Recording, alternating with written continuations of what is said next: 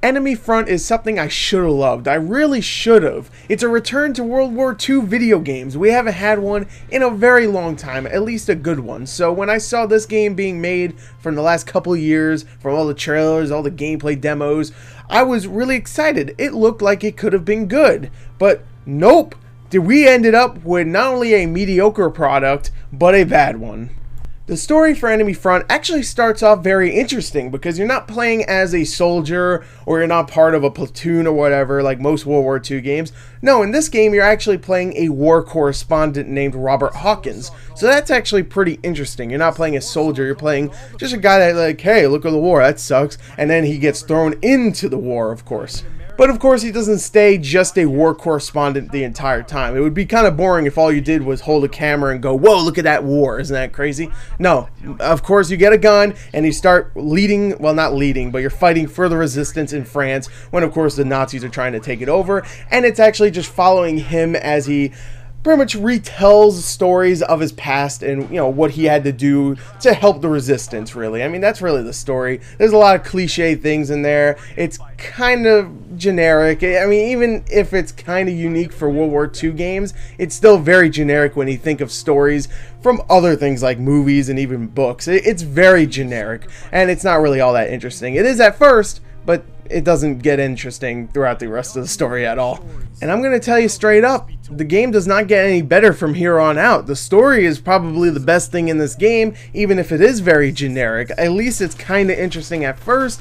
Everything else in this game, the gameplay, the graphics, the sound design, the voice acting, everything else is pretty damn bad for the most part. The sound design is awful in this game. All the guns sound exactly the same, all the explosions, pretty much everything sounds pretty awful in it. It's either delayed or just doesn't sound right. The sound design is bad. The voice acting is either very wooden or just straight up bad. Like, all the main characters have really bad voice acting. When you see some other side characters, the voice acting is very lifeless, very wooden, not very emotion filled at all.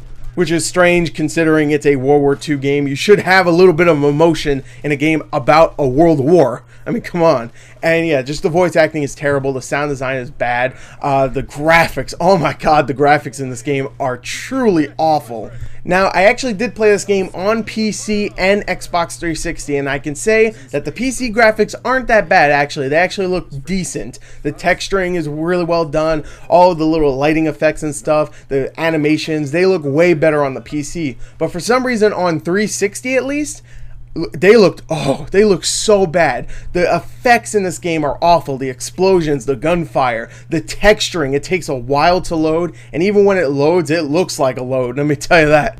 The animations on the 360 version, I don't know what's going on. On the PC, they're okay, but on the Xbox 360, there's times where you're talking to an NPC and they just stop moving completely. No blinking, no breathing, no emotion. Their eyes don't even move. They're a dead husk standing up. There's times where that happens, and I'm just blown away, especially since the models just look terrible anyway, and now they're not even moving. I was just, oh, what happened? Why does the 360 version look so bad? Oh, and you know what's the best part about the graphics? It's running on CryEngine 3. CryEngine 3. Same engine that ran Rise and freaking Crysis 3. Are you kidding me?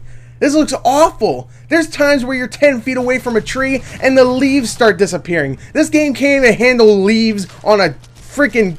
Ooh. Oh, the graphics are bad. They're so bad. I'm just going to stop here. They're just bad. I don't even need to say anymore. But of course, the gameplay, it's a World War II first-person shooter. You've played tons of these. But you know what? I was excited to play another one because it's been so long since we had a really good one, like I said earlier. So even if the sound is bad, the graphics are awful, and the story is blah, you know what? I've played plenty of other World War II games that have all those things but have really good gameplay. So is the gameplay good? Sadly, the answer is a resounding no, because the gameplay here is extremely generic, and I'm going to tell you straight up, I've played better World War II games that came out over 10 years ago. Hell, Call of Duty 2 is still a great game and one of the best World War II games out there. And you know what? I'll even say Call of Duty 2 looks better than this game graphically, which is real sad if you think about it. I mean, what else can I say about the gunplay? It's lifeless, dull, kind of repetitive, not really all that fun. You don't feel like you're actually shooting enemies. If you might as well just be shooting a wall. It doesn't feel very eventful. And the only thing the gameplay itself has going for it is that it also has stealth and kind of big levels. And those two kind of go together because you have a big level, you do, kind of like in Dishonored where you have a really big level. It's not free roaming, mind you, but it's a big level and you can actually kind of explore if you want, find little collectibles or whatever the hell. Or you can use this big level to sneak away from enemies with the stealth. You can either sneak away all the enemies, not kill a single one of them. You can, start picking them off one by one, or you can just run and gun, either one. You get choice, which is kind of cool. But the stealth itself works for the most part. You can use loud noises to cover up your gunshots. You can walk past enemies, whatever. It works. It does. It's an okay stealth system, and the big open worlds are kind of cool, even though they're not that huge. It's still nice to roam around and see kind of these nice looking vistas, at least on PC, not on 360. They look like garbage, but on PC they actually look kind of nice. But for the most part, this is a very generic World War II game. I really have nothing else to say about it. It's exactly what you expect. There's not much to it. There's not much variety, not much story that's interesting. It's just not a great game.